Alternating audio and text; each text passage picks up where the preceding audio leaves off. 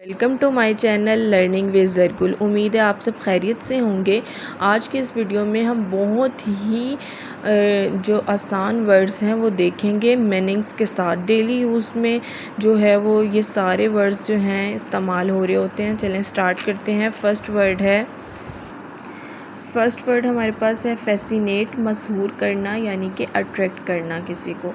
Serine, सकून, calm. Laughter, कहका, the act of laughing. Calm, सकून, पीसफुल। स्माइल, मुस्कुराहट, अ फेशियल एक्सप्रेशन। लव, मोहब्बत को कहते हैं, strong feeling of affection. Friend, दोस्त, a person with whom one has strong bond. Nature, फितरत, द नेचुरल वर्ल्ड। होप, उम्मीद, अ फीलिंग ऑफ एक्सपेक्टेशन।